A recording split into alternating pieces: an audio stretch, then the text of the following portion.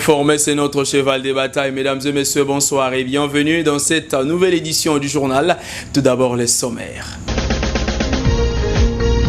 3 personnes ont perdu la vie mercredi dans le crash d'un hélicoptère de l'armée congolaise à l'aéroport national d'Indolo à Kinshasa, la capitale de la République démocratique du Congo.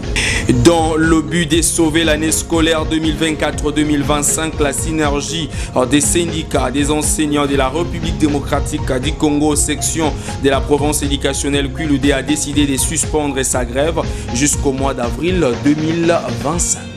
Les informations phares de l'Afrique au monde, le fruit et œuvre de nos confrères de VOA Afrique, mesdames et messieurs, ça sera tout pour les titres à présent, les détails.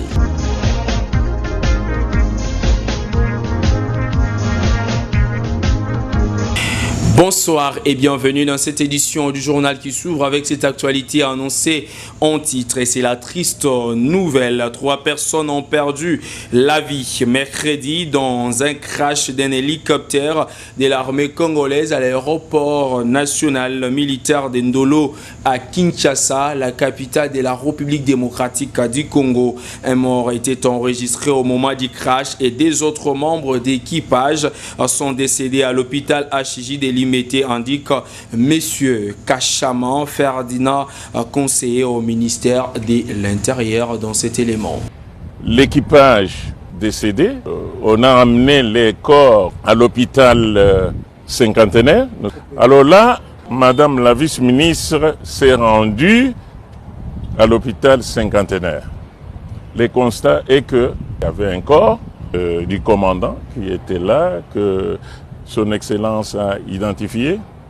Et ensuite, on nous dirait qu'il y a 2 autres patients à HJ.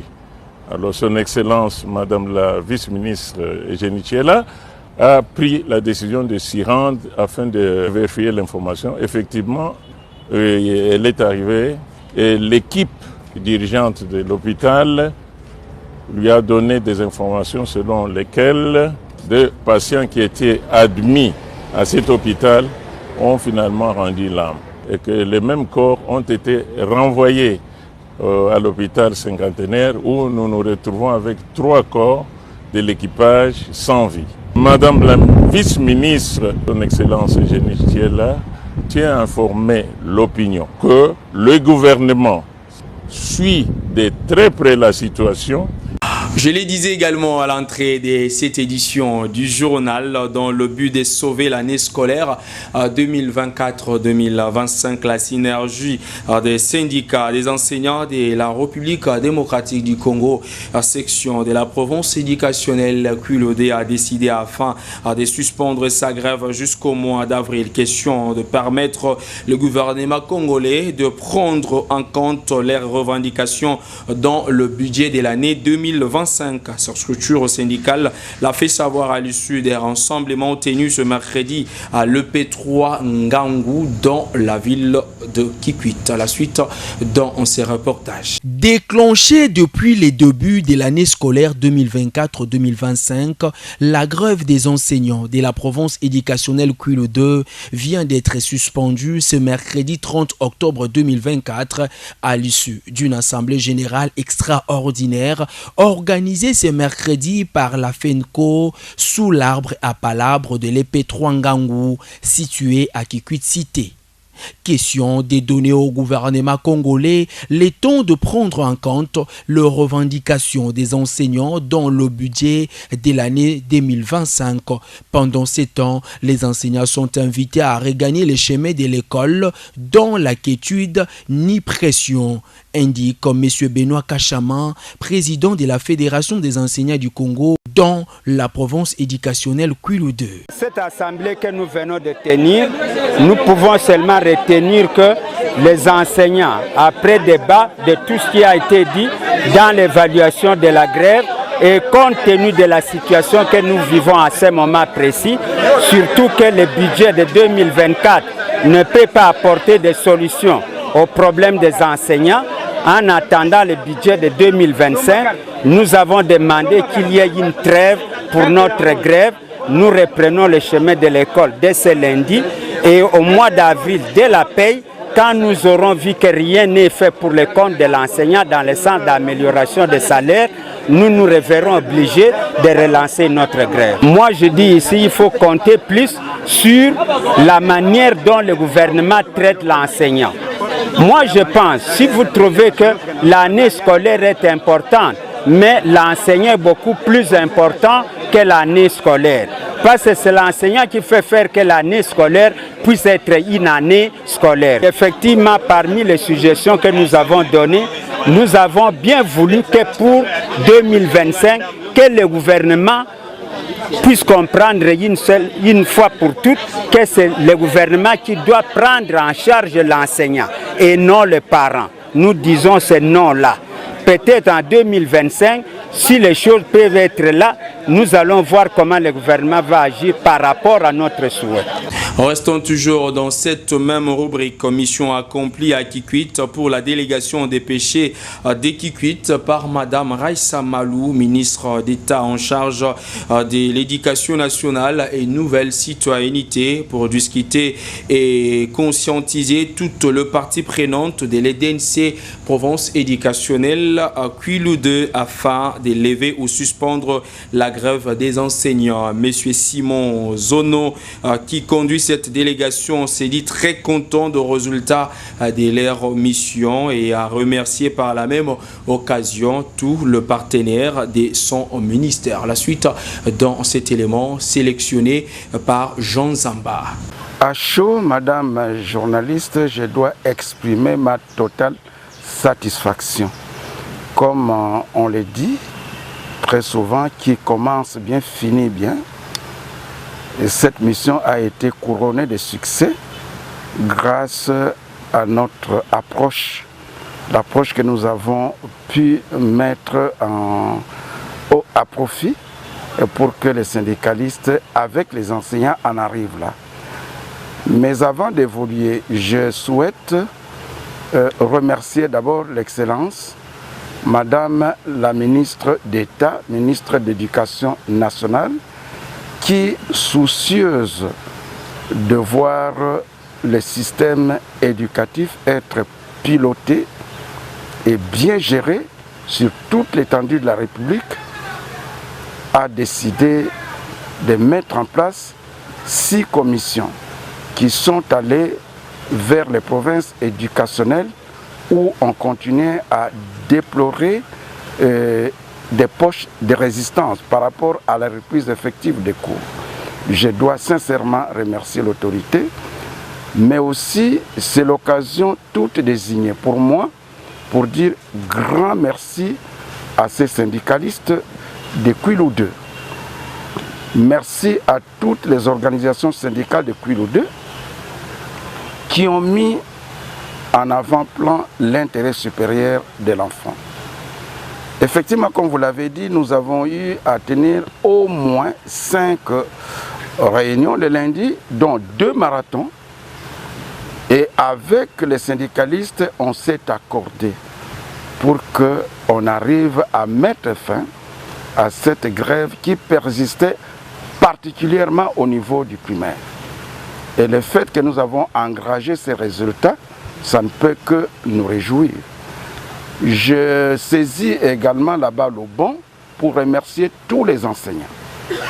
Tous les enseignants de Kikwit en particulier, mais tous ceux de Kwilu 2 en général, pour avoir compris que l'éducation est effectivement la pierre angulaire du développement de toute nation. Ce que nous faisons aujourd'hui, nous sommes en train de s'aimer. Demain, nous allons récolter.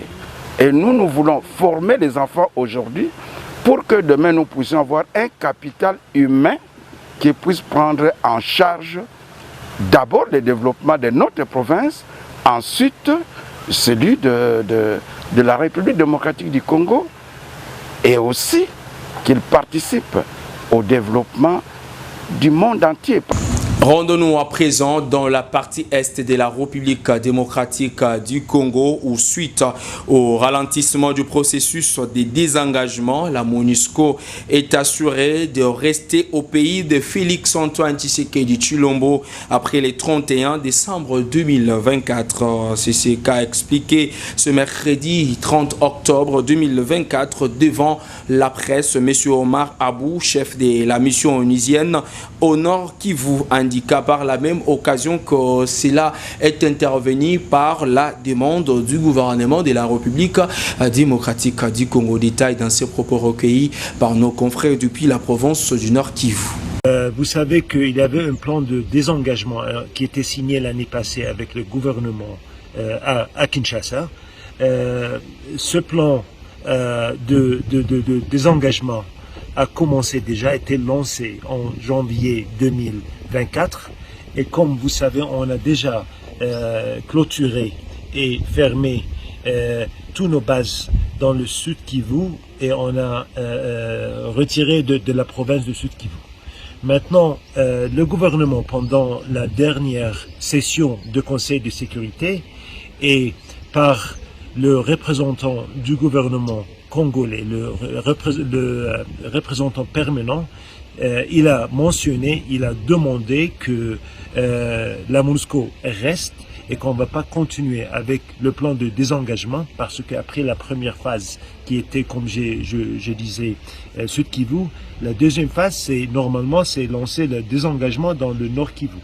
Mais c'est le représentant du gouvernement congolais qui a dit maintenant on n'est pas prêt pour lancer la deuxième phase, il faut rester, on va faire la consolidation de la première phase, surtout de Sud Kivu, on va tirer les leçons, on va planifier qu'est-ce qu'on va faire en allant en avant. Alors il faut ralentir le plan de désengagement, mais aussi il a abordé la question de la situation de sécurité. Maintenant ça veut dire on va être ici, on va rester, mais on va toujours rester dans l'espoir et dans les activités de désengagement. Ça veut dire pas, on va pas rester ici pendant très longtemps. On va continuer à discuter avec le gouvernement. Le plan de désengagement, il est en transition. La transition aussi, c'est très important. C'est qu'on va travailler avec le gouvernement et avec les partenaires pour transitionner toutes les activités civiles. Comme j'ai dit, nous maintenant le plan de désengagement ça va pas, pour l'instant ça va pas continuer. On va être ici. La date de 31 décembre. Ça va pas être maintenu, c'était mentionné dans une entretien. Je demande à la population, je voudrais informer la population que on va être ici parce qu'on a une tâche à effectuer et je demande à la population d'accepter ça vient du gouvernement. Et on a besoin du soutien de toute la population. Ça sert à rien d'être en colère contre la MONUSCO parce qu'on va être ici en janvier. On a besoin de la collaboration, mais le soutien de la population. Et pendant ces temps, dans la ville-province de Kinshasa, l'instabilité du prix des transports devient préoccupante. Les conducteurs de transport en commun fixent le prix par course selon leurs emails. Face à cette situation qui demeure très préoccupante, la population appelle les autorités compétentes à régulariser ces secteurs pour trouver une solution palliative. Détail dans ce reportage. Et dans le même chapitre, l'instabilité du prix de transport en commun dans la ville de Kinshasa devient préoccupante. Certaines courses fixées à 1000 francs par les autorités se font doubler ou tripler selon les humeurs de conducteurs de transport en commun. Des Kinois, approchés par Actu 30, appellent les autorités compétentes à régulariser cette situation qui vient perturber leurs finances. Avec une population estimée à 15 millions d'habitants, la ville de Kinshasa éprouve depuis un moment des difficultés importantes, notamment dans le secteur de transport en commun. La grille tarifaire pourtant fixée par l'hôtel de ville ne semble pas toujours être respectée par les conducteurs qui augmentent à leur guise les prix de la course. Cette situation est devenue un véritable casse-tête pour les Kinois qui appellent à l'implication des autorités compétentes. Transport par rapport embouteillage wana ezali na mbisika na bapolisier donc chauffeur na chauffeur azopesa pui na ye na ndenge na ye mosusu aomema 24 2000 mosusu azomema boulevard 2500 na taxi mpo nini aokende boye azosala ata 2 heures du temps na nzela. Il faut mpe mituka ya leta ebima batransco wana fo balandelaka yango mpe na bakwe nyonso surtout batransco batalaka yango surtout soki batia yango mingi ne fût-ce que so batia ata 1000 francs ekoyede population na ba hausse de prix au bazosala na ba demi-terrain. Pendant que le gouvernement a un moyen de transporter, alors les chauffeurs en commun, les chauffeurs privés, ils ont transporté puisque l'État a le droit de koloba, a le matin, ils ont pris mususu selon bango, na midi ils ont mususu, na après-midi ils ont selon bango puisque bazapé est contrôlé. Pointé du doigt sur la hausse du prix de transport en commun, les conducteurs s'y dédouanent. Ce qui est là, les motards, les taxis, les demi-terrain, les motards, les transport. La première des choses, d'abord parce que le gouvernement provincial va faire une tarification, il y a un transport, il fixer à sauter, et c'est la gâté. Ce qui est tarification, ils allaient, ils vont respecter. Oh, l'État zoloba. L'État s'est imposé dans ma cambonaïe, surtout dans le ministère du Transport. Surtout en matière de transport, c'est par rapport à l'embouteillage. En matière de transport, par rapport à l'embouteillage, Nanzela Nengezaleli. Net ici, tu as bombé 1000 francs. Pour tout le monde, Nanzela est dégagé. Tous ceux qui sont à l'aise, tous sont à l'aise. Net, il y a bâton. En tout cas, les conditions, on a tous souffrir ma casse. Surtout net ndé basé système au sens ni qui a boy surtout bon on a kende ku peut-être moins un peu bien à partir à biso boy le ngwa magasin ti batete là mais surtout comme à partir de Royal to comme ti ba 24 kuna en tout cas ça ne va pas bon tozo tala pe comme même 1000 francs ozo sala na nzela pendant 1 heure du temps l'embouteillage biso net to perdre pourtant ezo kende ngonga peso sila bon to sala on en côté mais to sala en condition ya banzela pe tozo kanga mato banzela ya bien zati. Pour le moment l'État doit son abisso l'État a son abisso biso to na posa son population l'État pas son abisso l'État doit bimsa prix a doit fixer prix à transporter siko biso to san mbutu so alande biso nzala logique a bazwango très bien transport ekitanango mais ndenge ba sala donc to mesana et to comprendre to yeba ndenge ya transport équitable. Pour lutter contre les embouteillages dans la capitale, le ministère de Transport a mis en place depuis lundi plusieurs mesures pour réguler les trafics routiers avec un déploiement de policiers sur les axes centraux. Face à présent aux actualités phares de l'Afrique au monde, le fruit de nos confrères de VOA. Cette édition du journal pour rentrer du côté de la régie finale, enfin de prendre le rappel des principaux titres. 3 personnes ont perdu la vie mercredi dans le crash d'un hélicoptère de l'armée congolaise à l'aéroport national d'Indolo à Kinshasa, la capitale de la République démocratique du Congo. Dans le but de sauver l'année scolaire 2024-2025, la synergie des syndicats, des enseignants de la République démocratique du Congo, section de la province éducationnelle Kwilu-D, a décidé de suspendre sa grève jusqu'au mois d'avril 2025. Les informations phares de l'Afrique au monde, le fruit et œuvre de nos confrères de VOA Afrique.